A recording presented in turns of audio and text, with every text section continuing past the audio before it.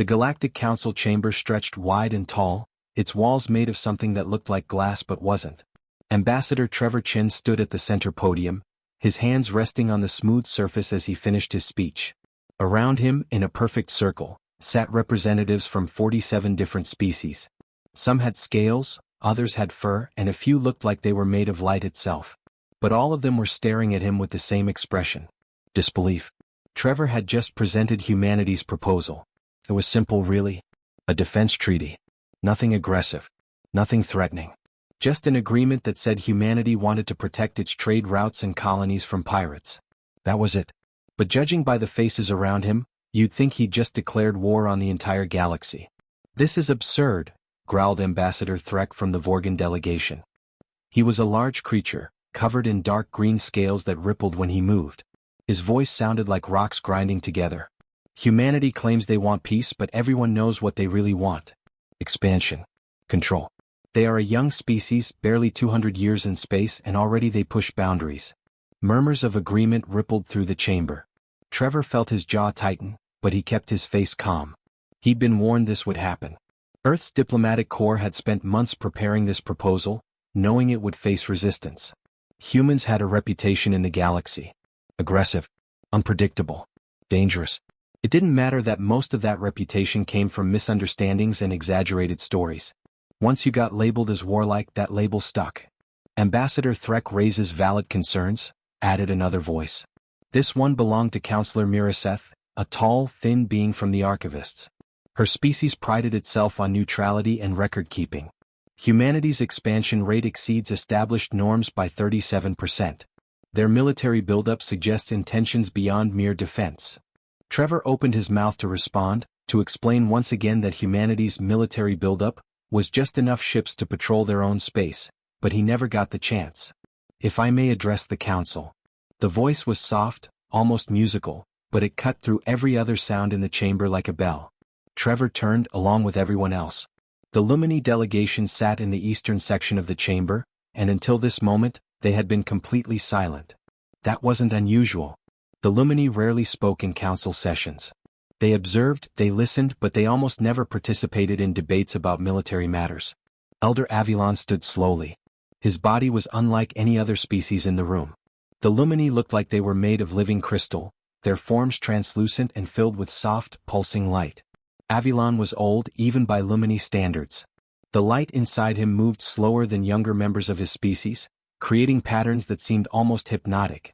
The Lumini wished to review humanity's proposal, Avilon said. His voice remained gentle, but something in it commanded attention. We request a formal recess to consider the terms presented by Ambassador Chen. The chamber exploded into noise. Trevor stood frozen, unsure if he'd heard correctly. The Lumini wanted to review the treaty? The species that hadn't fought a war in 12,000 years wanted to consider a military defense pact?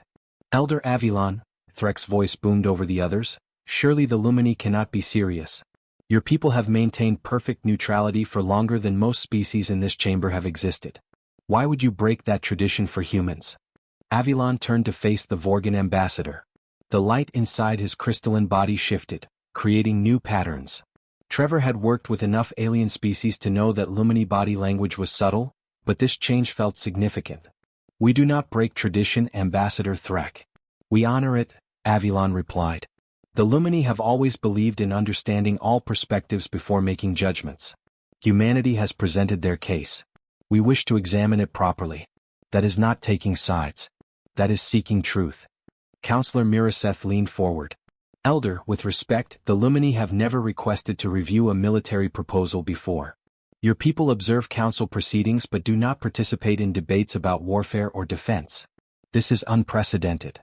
Perhaps it is time for precedent to be set, Avilon said simply. Trevor's heart was racing. He'd expected rejection. He'd prepared speeches for every possible argument against the treaty. He'd practiced staying calm when they accused humanity of being warmongers. But this? The most peaceful species in the known galaxy showing interest in humanity's proposal? He hadn't prepared for this at all.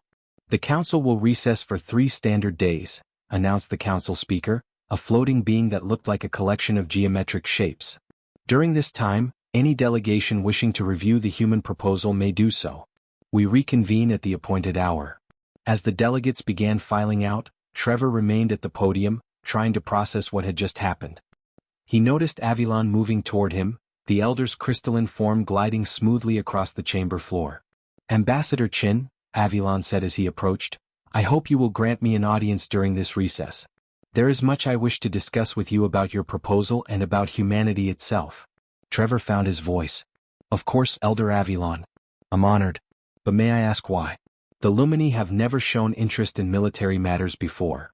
Avilan's internal light pulsed gently. "That is not quite accurate, Ambassador. We have always been interested in such matters. We simply chose not to participate in them. There is a difference between avoiding something and being ignorant of it." "I'm not sure I understand," Trevor admitted. "You will," Avilan replied. "We have been observing humanity for some time, Ambassador Chin. Your species is young, yes. Aggressive by some standards, certainly. But you are also something else. Something that reminds us of ourselves long ago. I wish to explore this further." With that, the elder glided away, leaving Trevor standing alone in the emptying chamber. Behind him he heard footsteps. His aide, a young woman named Claire Foster, approached quickly. "Sir, what just happened?" Claire asked, her eyes wide.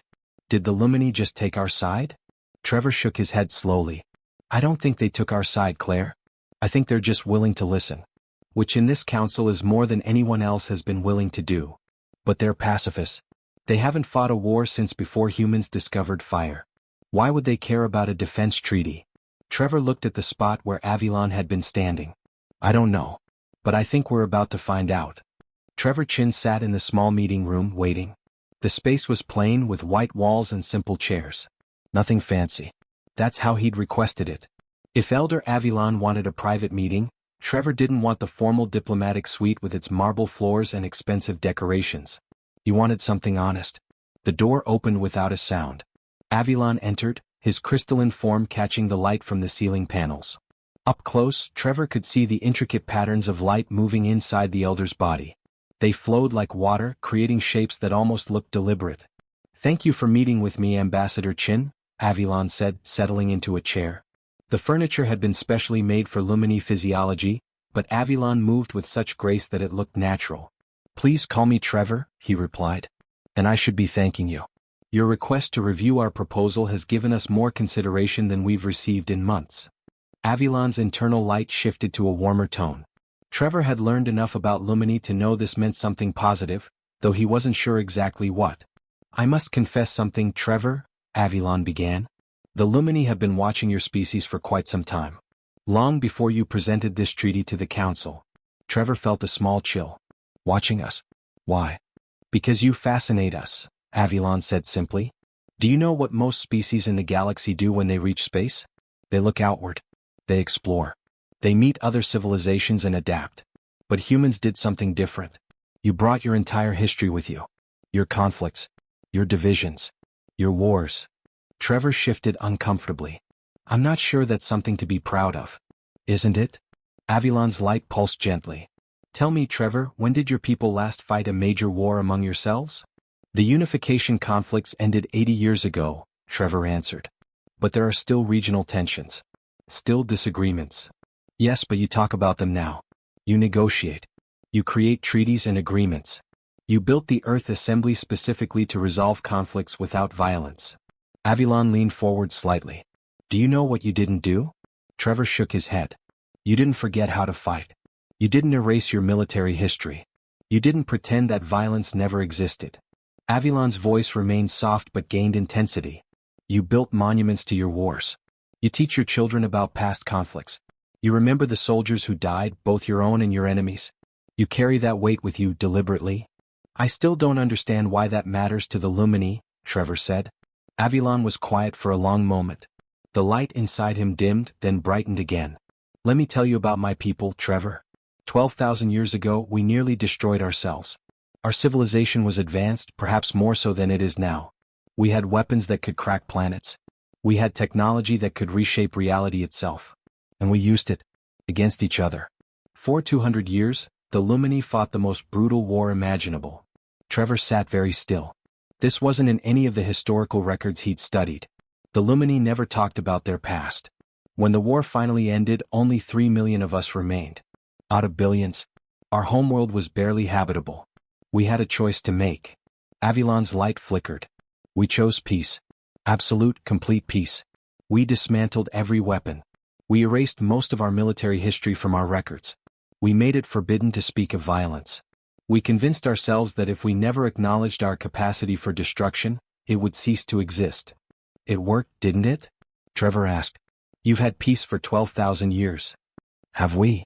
Avilan's question hung in the air. Or have we simply been hiding? When the Council faces military threats, the Lumini remain silent. When other species go to war, we turn away. We call it peace, but perhaps it's just fear. Fear of becoming what we once were. Trevor began to understand. And then you watched humanity. Yes. Avilan's light brightened. We watched your species fight terrible wars. World War I. World War II. The resource wars. Conflicts that killed millions. But then we watched what came after. You didn't erase those wars from memory. You studied them. You built museums and memorials. You made your children learn about the Holocaust, about Hiroshima, about every terrible thing humans did to each other. And you asked them a question: how do we make sure this never happens again? That's just learning from our mistakes, Trevor said. No, it's more than that. Avilan stood, beginning to pace. His movements were slow but purposeful. You created the Geneva Conventions in the middle of warfare. You established the United Nations after your most devastating conflict. You wrote laws about how to treat prisoners, how to protect civilians, how to limit suffering even when fighting. You didn't wait until you achieved peace to think about these things. You thought about them during war. Trevor felt something clicking into place in his mind. You're saying that understanding conflict made us better at preventing it. Exactly. Avilan turned to face him fully. The Lumini achieved peace by forgetting how to fight. We removed that knowledge from our culture. But that means we also forgot why we fought. We forgot what we were fighting for. We forgot the lessons that should have come from our war. All we kept was the fear. But humans keep both, Trevor said slowly. The knowledge of violence and the commitment to peace. You don't ignore your nature, Avilan said quietly. You actively work to transcend it. That's what we saw when we studied Earth. A species that acknowledges its capacity for destruction but chooses construction instead. A species that remembers war but builds peace. A species that knows how to fight but asks if they should. Trevor leaned back in his chair, processing this. Is that why you want to review our treaty? Because you see something in us that you lost? Perhaps, Avilan admitted. But also because I fear what the Council is doing to your species. They see your military capabilities and call you warlike. They see your expansion and call it aggression. They're backing you into a corner, Trevor. And cornered creatures become dangerous, no matter how peaceful they wish to be. What are you saying? I'm saying that the galaxy needs what humanity has. The balance between strength and restraint. The wisdom to know when to fight and when to talk. The courage to face your own violent nature instead of hiding from it. Avilan's light pulsed strongly. The Lumini have been at peace for 12,000 years, but we've also been stagnant. Isolated. Perhaps it's time we remembered that true peace isn't the absence of conflict. It's the conscious choice to resolve conflict without violence. Trevor felt the weight of those words. You're really considering supporting our treaty. I'm considering more than that, Avilan replied. I'm considering that perhaps the Lumini have something to learn from humanity. And perhaps together we can show the galaxy a different way forward. The transport ship descended through Earth's atmosphere, and Elder Avilan watched through the viewport as clouds parted to reveal the planet below. Blue oceans. Green and brown continents. White ice caps at the poles. It looked peaceful from up here. Most worlds did. Trevor Chin stood beside him, looking nervous. The formal reception is prepared at the Assembly Hall in Geneva. World leaders are waiting to meet you. We have a full diplomatic itinerary planned. Cancel it, Avilan said simply. Trevor blinked. I'm sorry, what? Cancel the formal reception.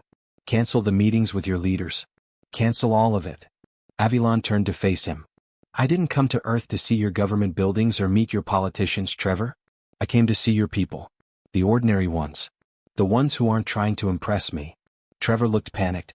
Elder Avilan, I can't just cancel meetings with world leaders. There are protocols. Expectations. Then let them be disappointed. Avilan's light pulsed gently.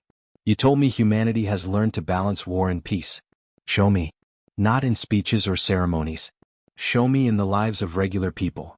Trevor was quiet for a moment, then pulled out his communication device. This is going to create a diplomatic incident, he muttered, but he started making calls anyway. 2 hours later, Avilan found himself standing in a park in Washington, far from the planned ceremonies. It was early morning, and the place was quiet except for birds and the distant sound of traffic. In the center of the park stood a wall made of black stone. Names were carved into it. Thousands of names. This is the Vietnam Veterans Memorial, Trevor explained. It lists everyone who died in a war we fought almost 200 years ago. People still come here every day. Avilan moved closer to the wall. His crystalline fingers traced over the carved names. He could feel the texture of the stone, worn smooth in places where countless hands had touched it over the years. An old man was kneeling at the base of the wall, his hand pressed against one of the names. His shoulders shook slightly. He was crying. "Who is he?" Avilan asked quietly.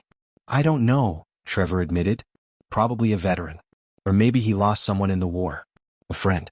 A family member." They watched as the old man pulled a small flag from his jacket and placed it near the wall. Then he stood, saluted the names and walked away slowly. "That war ended 170 years ago," Avilan observed. "Why does he still grieve?" "Because forgetting would be worse," came a voice behind them. Both Trevor and Avilan turned. A young woman stood there, maybe 30 years old, holding flowers. "My great-great-grandfather's name is on that wall. I never met him. He died decades before I was born. But my family still comes here. Still remembers." She walked past them and placed the flowers at the base of the wall, near a specific name. Then she noticed Avilan's crystalline form and her eyes widened. "You're Lumini," she said. "I've seen pictures but never in person. What brings you to Earth?" "I'm trying to understand your species," Avilan replied honestly. The woman smiled sadly. "Well, this is a good place to start. We're complicated. We fight wars, then we build memorials to remember how terrible they were. Doesn't make much sense, does it?" "Actually," Avilan said, "it makes perfect sense. You don't let yourself forget the cost." The woman nodded. "My grandmother used to say that the moment we forget is the moment we're doomed to repeat it. That's why we keep coming back here." After she left, Avilan stood in silence for a long time reading names. Trevor didn't rush him. Eventually the elder spoke. "Take me somewhere else. Somewhere that shows me what came after the wars." Their next stop was a school in Tokyo. Trevor had called ahead, and the principal had agreed to let them observe without disruption. They stood at the back of a classroom where teenagers sat in a circle, discussing something intensely. "What are they learning?" Avilan asked. A teacher standing nearby answered.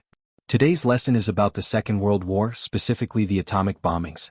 But we don't just teach about the bombs. We teach about what happened after.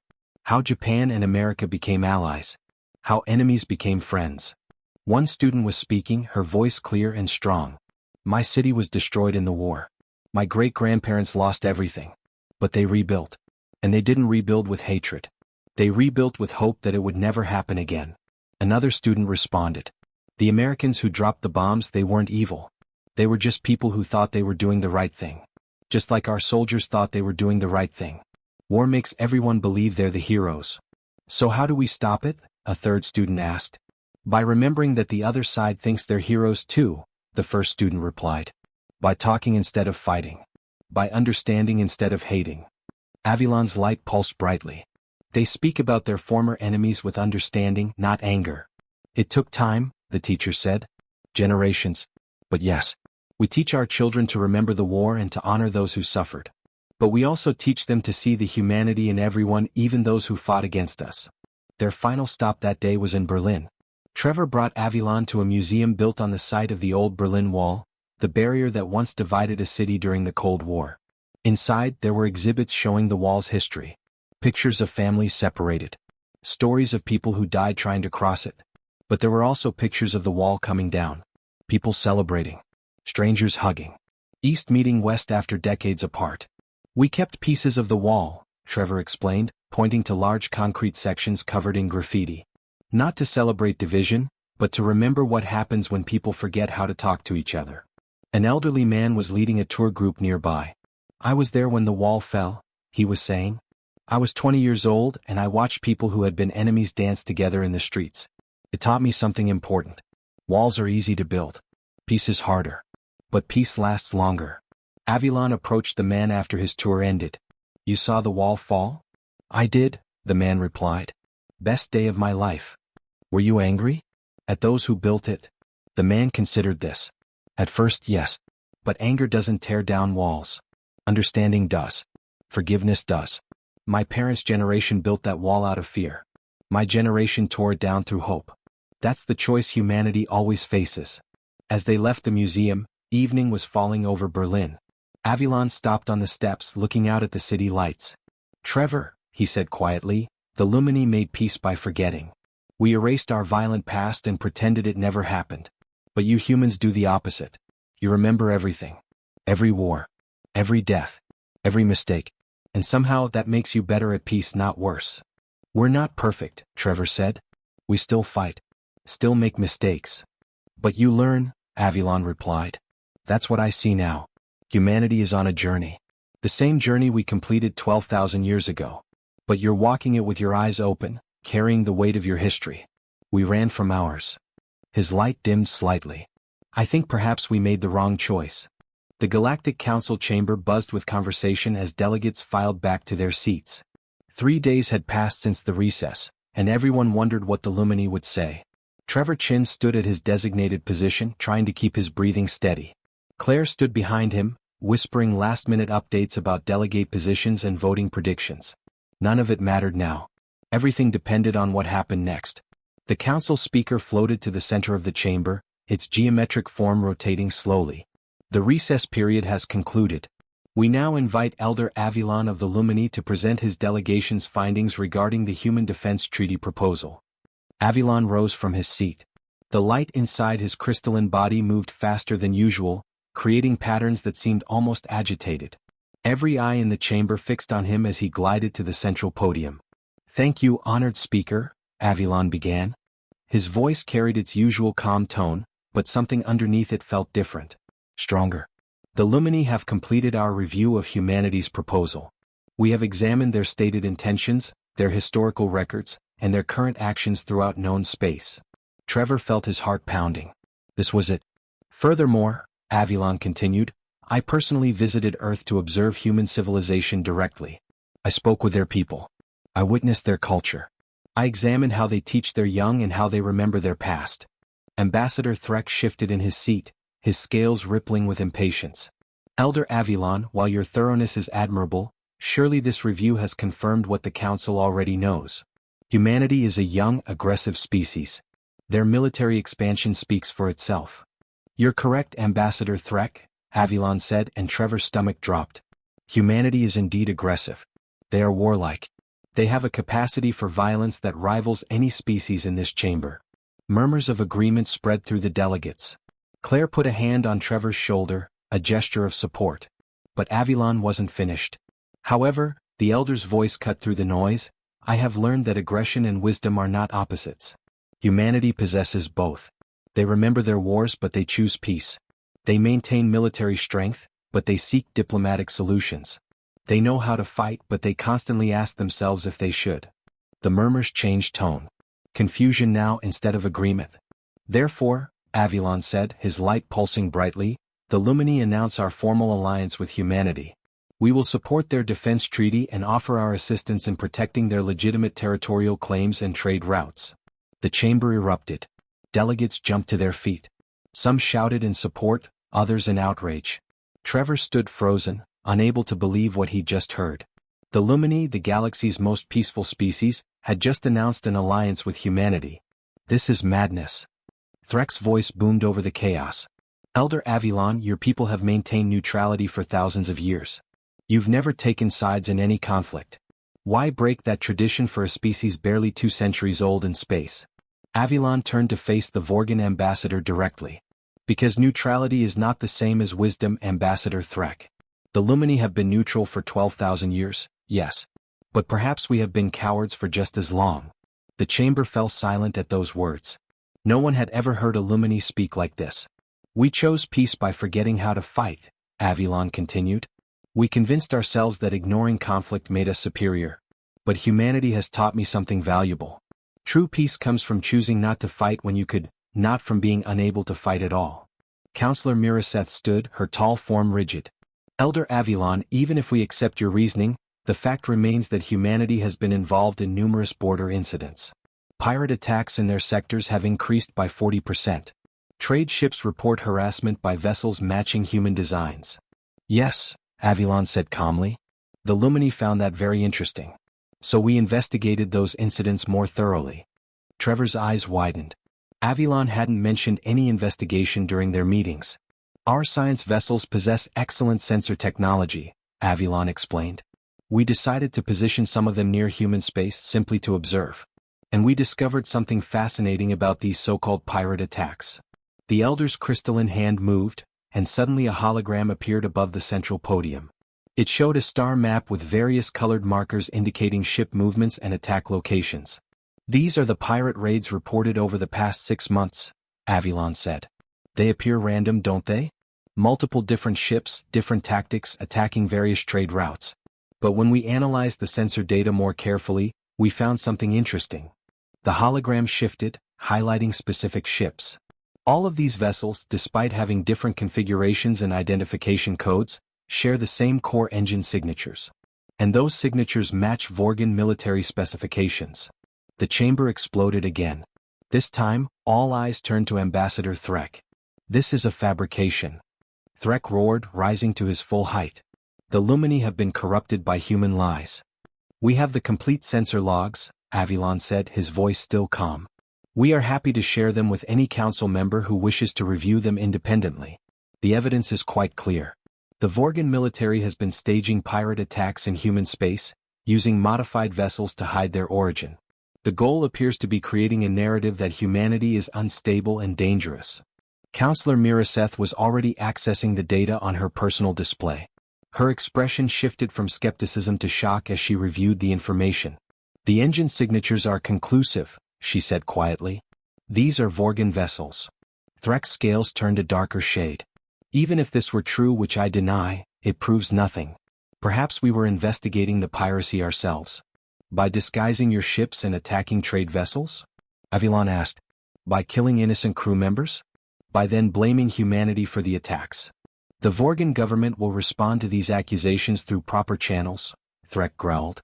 This council has no authority to. The council has every authority, interrupted the speaker. Evidence of a member species orchestrating attacks to frame another species is a severe violation of council law. Ambassador Threk, the Vorgan delegation will face a formal inquiry. This is outrageous, Threk snarled. The Vorgans will not submit to such humiliation based on questionable sensor data provided by a species that has suddenly abandoned its principles to side with warmongering humans. Then the Vorgans are welcome to leave the council, Avilon said simply. The words hung in the air. No one threatened council membership lightly. It meant losing access to trade agreements, shared technology, and diplomatic protections. Threk stared at Avilon for a long moment. You'll regret this, Elder. Both you and your new human friends. The Vorgans have long memories. As do the Lumini, Avilon replied. And we remember what happens when aggressive species are allowed to operate without accountability. Threk turned and stalked toward the exit. The rest of the Vorgan delegation followed, their heavy footsteps echoing through the chamber. Just before reaching the door, Threk stopped and looked back at Trevor. Enjoy your alliance, Ambassador Chin, he said, his voice cold. Let's see how long it lasts when tested. Then he was gone. The speaker rotated slowly. The council will now vote on humanity's defense treaty proposal. Given the new evidence and the Lumini alliance, all members please register your positions. Trevor watched as votes appeared on the main display. One by one, delegates changed their positions. The vote that would have failed 3 days ago was now passing easily. When the final count appeared, the treaty had been approved by a significant majority. Claire was hugging him, other delegates were congratulating him, but Trevor's eyes were on Avilon. The elder stood quietly at the podium, his light pulsing in steady, peaceful patterns. They had won. But Threk's parting words echoed in Trevor's mind. The real test was still coming. Commander Zrathak stood on the bridge of his warship, watching the planet called New Harmony grow larger on the viewing screen. The colony was small, barely 5 years old. A joint settlement where humans and Lumini lived together, working on agriculture projects and cultural exchanges. Pathetic, really.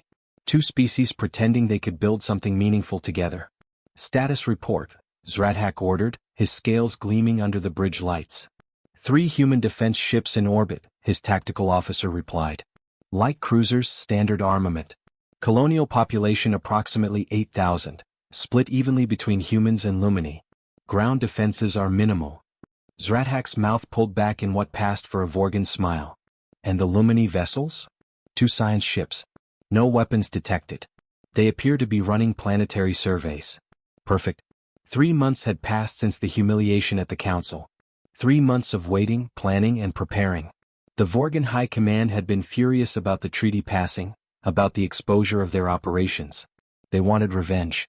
And more importantly, they wanted to prove that the Human-Lumini alliance was weak. Send the message, Zrathak commanded. Give them the standard warning. 1 hour to evacuate. The communication went out. Zrathak didn't expect the colonists to actually leave. That wasn't the point. The point was to show the galaxy that when the Vorgans brought real force, neither human aggression nor Lumini pacifism would matter. On the surface of New Harmony, alarms blared across the colony. Captain Sarah Mills ran to the command center, still pulling on her uniform jacket. She'd been off duty, enjoying lunch with some of the Lumini colonists. Now her peaceful afternoon had turned into a nightmare. Report, she barked as she entered the command center. Lieutenant Connor Webb looked up from his console.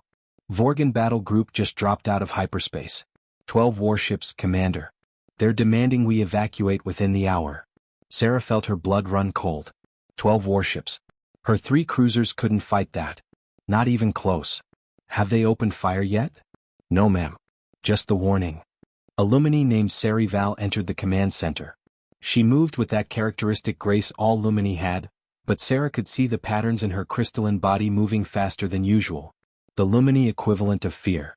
Captain Mills, Sari Val said, our people are already beginning evacuation procedures. The transport ships can hold most of the civilian population. Most? Sarah asked. About 70%. We'll need multiple trips to get everyone. Sarah looked at the tactical display. 12 Vorgan warships against her 3 cruisers. Even if they ran, the Vorgans could pick them off easily. And there wasn't enough time to evacuate everyone. No, she said quietly. Ma'am? Connor looked confused. We're not evacuating. Get me a direct line to Elder Avilon's ship in orbit. And patch me through to the Vorgan commander. Connor worked quickly. Within moments, 2 faces appeared on her screen. Zrathak's scaled visage and Avilon's luminous form. Commander Zrathak, Sarah said, keeping her voice steady. This colony is protected under Council law. Any attack would be a violation of... The Council is weak, Zrathak interrupted. And so is your alliance. You have 57 minutes remaining. Elder Avilon, Sarah switched her attention, your science ships need to leave. Get your people to safety. No, Avilon said simply. Sarah blinked. Elder, with respect, your ships have no weapons. If this turns into a fight, then we will do what the Lumini do best, Avilon replied. We will protect. Captain Mills, are you familiar with our shield technology? Yes, but those are research-grade shields. They're designed for navigating hazardous environments, not combat. Avilon's light pulsed in a pattern Sarah had learned meant amusement. Who says we cannot use them for both? My ships will position themselves to provide shield coverage for your vessels and the colony. You focus on what humans do best. Which is fighting smart. Zrathak watched the tactical display with growing irritation. The hour had nearly passed and the humans weren't running. Their 3 cruisers had moved into defensive positions around the planet. The Lumini science ships were doing something odd, positioning themselves in a formation that made no tactical sense. Time's up, Zrathak announced. All ships, attack formation. Target the human vessels first. Make this quick. The Vorgan warships advanced, weapons charging. Zrathak expected panic. Instead, he watched as the Lumini ships activated something. Energy barriers bloomed into space, massive shields that overlapped to create a protective shell around the human cruisers. Sir, our weapons are impacting the shields but they're not penetrating, his tactical officer reported. Those shields are incredibly strong. Then go around them, Zrathak snarled. Attack from multiple angles. But as his ships maneuvered, something else happened. The human cruisers weren't just sitting behind the shields. They were moving with perfect coordination, using the Lumini barriers as mobile cover. And their weapons fire was precise, unnaturally so. How are they hitting us so accurately? Zrathak demanded as another Vorgan ship reported shield damage. His science officer looked up from her console. Sir, the Lumini ships are scanning us continuously. They're feeding targeting data to the human vessels. They know exactly where our weak points are. Zrathak felt a chill. The Lumini weren't fighting. They were providing perfect intelligence and impenetrable defense. And the humans were using that information to strike with surgical precision.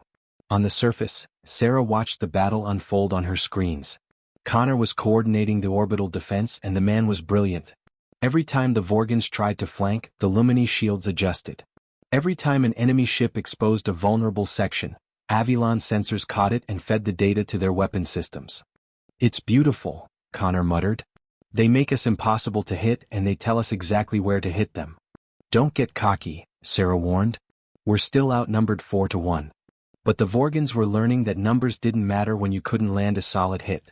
Zrathak's ships kept hammering at the Lumini shields, wasting ammunition while human return fire carved through their defenses piece by piece. Zrathak slammed his fist on his command chair. This wasn't supposed to happen. The Alliance was supposed to be weak. The Lumini were pacifists. The humans were young and inexperienced. Together they should have been easy prey. Instead he was losing. "Sir, 3 more Council vessels just entered the system," his sensor officer announced. "They're hailing us." The communication opened automatically. Counselor Mirasetha's face appeared. "Commander Zrathak, you are in violation of Council law. Cease your attack immediately or face severe consequences." "This is a military matter," Zrathak growled.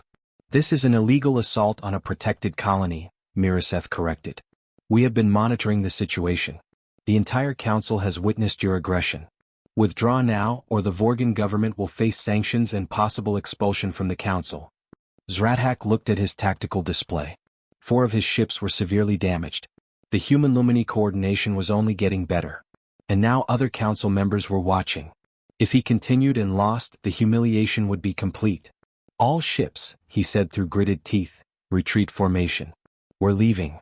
The Vorgan warships pulled back, then jumped to hyperspace one by one. Zrathak's ship was the last to leave. As his vessel prepared to jump, he took one final look at New Harmony. The colony still stood. The Alliance still held. He had failed. On the surface, cheers erupted in the command center. Connor was hugging other officers. Colonists were celebrating. But Sarah remained focused on her screen, where Avilon's face still waited.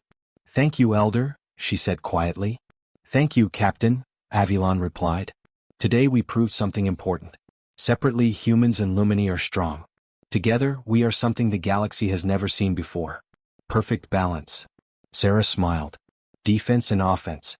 Peace and strength." "Exactly." Avilon's light pulsed warmly. "The Vorgans came here to prove our alliance was weak. Instead, they proved it's exactly what the galaxy needs." The news spread quickly across Council space. The battle at New Harmony became the subject of every diplomatic discussion. Species that had dismissed the human-Lumini alliance as a political stunt now viewed it with new respect. Within weeks, 3 other species approached the alliance requesting similar partnerships. Trevor Chin stood before the Galactic Council once more, but this time the atmosphere was different. No hostility. No dismissal. Just attention. "The human Lumini model works," he said, gesturing to Avilon standing beside him. "Not because we're the same but because we complement each other. Humanity brings tactical skill and the courage to act. The Lumini bring wisdom and the knowledge of when not to act. Together, we create something stronger than either species alone." Avilon stepped forward. "For 12,000 years, the Lumini pursued peace through isolation. We thought avoiding conflict made us enlightened. But humanity taught us that true peace comes from having the strength to defend it and the wisdom to use that strength sparingly. That is the gift our alliance offers to the galaxy." The Council voted that day to establish the alliance as an official peacekeeping framework. Other species could join, contributing their own unique strengths. What started as a simple defense treaty had become something larger. A new model for galactic cooperation. As they left the chamber, Trevor turned to Avilon. "Do you think it will last? This alliance?" Avilon's light pulsed thoughtfully. "The Vorgans will try again. Others may challenge us. But yes, Trevor, I believe it will last. Because it's built on something real. Understanding. Respect. Balance. And friendship." Trevor asked with a slight smile. "Yes," Avilon replied. "That too."